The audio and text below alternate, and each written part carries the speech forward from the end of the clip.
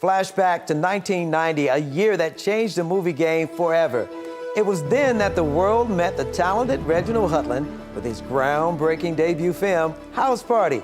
This hilarious coming-of-age movie set the tone for an incredible career that spanned 3 decades and counting.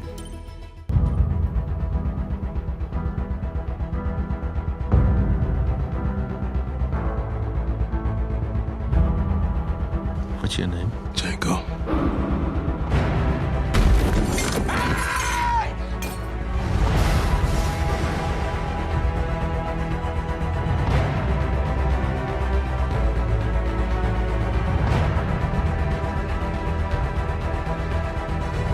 He attacked me! This here is Mr. Thurgood Marshall. This man is an attorney. You will treat him with the respect that he deserves. Where are you going? Why do you want to know? Hey! We'll ask the questions, you answer. Damn! Just like fighting my little sister.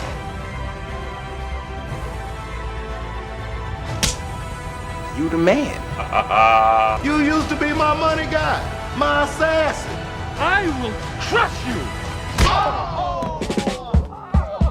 They're not gonna cancel the Oscars because I quit. The last thing I need is to lose another job to Kevin Hart, okay?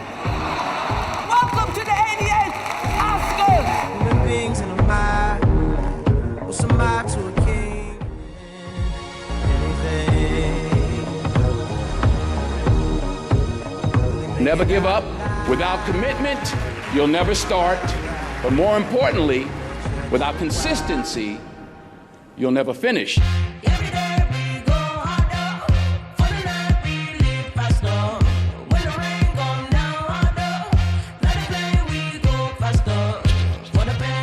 We have the answers we need.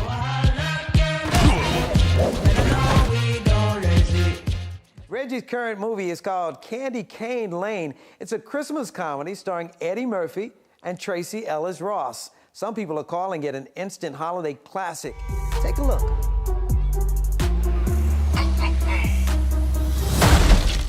I need your brackets to mount a reindeer. What? Why are you like this? Thank you so much, baby. Dad, look. Got a lot of spice. Wow. Merry Christmas. Oh, hey! What's Christmas without a little terror? Check that list twice. What was your Christmas wish? I just want it to be the best Christmas ever. Oh, ignore all the fine print. Honestly, it's like you're signing your life away.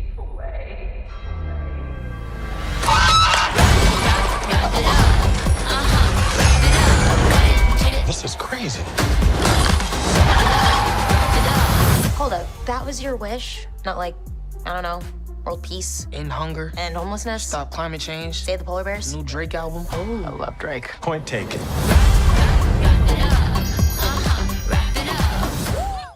We were privileged to sit down with Reggie to talk about his latest film as well as his journey from East St. Louis to Hollywood. Reggie, thank you so much for joining us here. I want to congratulate you first on the St. Louis International Film Festival award that you received last night. Tell me about that experience. It was beautiful. The fact that St. Louis has had an International Film Festival for over 30 years, and then to get a Lifetime Achievement Award. It's basically, look, it's nice to be honored anywhere, but when you're honored at home, surrounded by your family, from your childhood friends, that means the most.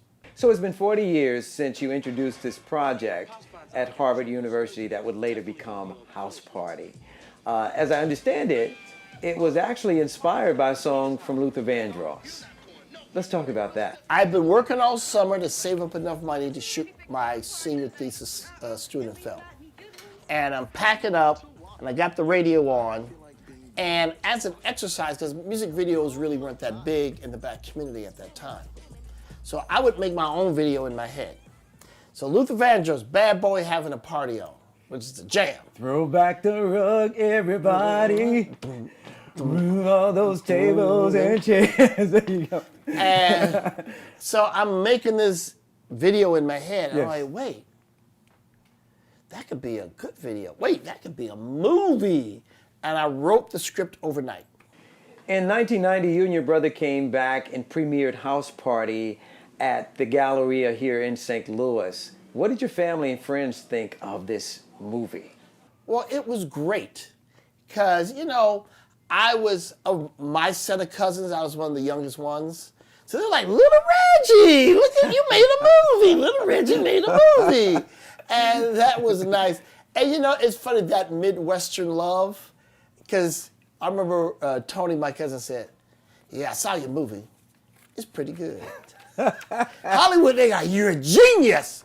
You know, but my cousin's like, it's pretty good. Can you tell me briefly that story that you told about Eartha Kitt meeting Grace Jones? Grace Jones. Yeah, we were on the set of Boomerang. We were shooting Boomerang. It was the big scene when the whole cast comes together, and I didn't know it, but Eartha Kitt and Grace Jones had never met. So, you know, Eartha Kitt, who fears no one. Remember, Eartha Kitt was in the White House and he cussed out President Johnson and the First Lady. What are we doing in Vietnam? And she was blackballed. Yes. And I, you know, but she's still working. She was still working. Because you put her in the movie. That's right. You know, the last time I worked with Eddie and Reggie's 30 years ago on Boomerang. So I didn't know it would take this long, but we just picked up right where we left off. So this is your first Christmas movie, and it reunites you with Eddie Murphy. What's your hope for this film? There's two things that I'm getting in terms of the feedback and when people see the movie. A lot of people telling me it's an instant classic. I'm like, an instant classic? Are you sure? Oh, yes. Oh, yeah. We're going to watch this every year. I'm like, wow. So that's a wonderful compliment. The even nicer thing they say is, woo, we needed this movie right now. We're the antidote. You know, there's a lot of drama going on. You know, a lot of tension in the country, a lot of tension in the world. And the movie delivers on the Christmas spirit of, can we just come together first as a family, right? Mom, dad, kids, grandma, grandpa, the dogs and the cat, and watch something together and we all laugh together. And if we can just get that feeling, then we're doing something. You got Tracy Ellis Ross in there, yes. Diana Ross's daughter. Yes. How did that come about? Well, the great thing about making a movie with Eddie Murphy is that everybody wants to be in a movie with Eddie Murphy, so you can get the best. And Tracy Ellis Ross is the best. She's a brilliant comedian. She's a wonderful actress. And man, when you see the two of them together, the chemistry is magic. They are both hilarious. They make each other better. You believe them as a couple. We believe them as parents worrying about their kids. You believe them when I put them in these crazy, fantastic situations. I just couldn't ask for a better team. And DC Young Fly. Yes. Hilarious. DC Young Fly is hilarious. I've been dying to work with him. And I said, you know me, I like to have an all-killer cast. So Eddie, Tracy, DC Young Fly, Robin Thede, Nick Offerman, Chris Redd. I mean, it's stacked. Yeah. I like to be unfair. Like, well, now I gotta watch it. That's right. I took the choice away from you. And this seemed to be a little different from what we've seen from Eddie Murphy. I'm used to punchline after punchline from him, but it's a little different from him having to sort of capture every scene. Well, you know, when we start working on the movie, Eddie says, I want to do something different every time. What's the difference between directing somebody like Will Smith, Eddie Murphy, or Bernie Mac from somebody like Chadwick or Eartha Kitt? You know, it's all the same job. It's really, first of all, listening to that actor and finding out what they want. You know, usually at that level, they're like, okay, where do you want me to stand? Okay, and where do I go? I go from here to here, and I'll finish the line by the time I get over there? Okay, I'm good, thank you. And you go, okay, now I'm gonna put the camera right here, it's gonna swing over here, so don't let that distract you. We got this, boom. You know, so it's great to work with the best in the business because they're the best in the business for a reason. I do want to ask you about this person here and what comes to mind when you think of him. Robin Harris, my man. What do you remember about Robin Harris? Robin Harris felt like he got frozen in a block of ice in the 1950s someone thought about. Felt like he would be hanging with Red Fox all day. Robin Harris was so funny, such a great man, such a joy to work with, and unapologetically funny. Oh my God. just in your face, I don't care. Right, but also he was just master of words. He'd go, the man, next to the man, next to the man, next to the piccolo player. Why did he add piccolo player?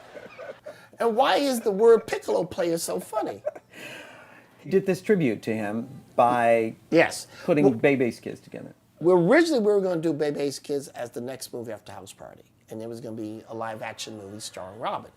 When he passed away, we said, you know what? We still got to do the movie. We have to honor the memory of Robin Harris and make sure generations going forward know what a great comedian he was. So we got Faison Love to imitate his voice and made the animated movie. Thing I want to ask you about before we wrap this up, and that is, you've been an executive producer of the Academy Awards before. In fact, you're the second Black person to actually executive produce the Academy Awards behind Quincy. What would you have done if you were producing the awards last March when Will Smith got up and slapped Chris Rock live on stage? Well, whenever I produce a show, I'm always in the wings. I'm right there. In case if something gets out of control, I like to step in personally. So you know, I'm not going to second guess, but I would say I'm there specifically for when things get out of control to take control. On behalf of the Academy Board of Governors, congratulations. One last thing. Share with me some things that you would want aspiring creators, as we call them today, to know about this business. Well, I mean, I think the first thing is acknowledge that you have a supercomputer in your pocket. You can study films from around the world. You can read scripts. You can shoot a movie. You can edit a movie. You can distribute it all over the world just from the phone in your pocket. And that's not to mention all the other things you have access to in this world. There's, you know, I was driving there past the St. Louis Library. I used to catch 2 buses from St. Louis to go to the St. Louis Library because it was a nice big library. We saw that scene in House Party. Yeah. So I encourage people, to quote Arthur Ashe, use what's around you and do the most with what you have. And you will be surprised how far you get. Use those pocket studios. Use those phones. Our thanks again to Reggie. Great interview. Can't wait to see all of your new projects. The film Candy Cane Lane is now available on Amazon Prime worldwide.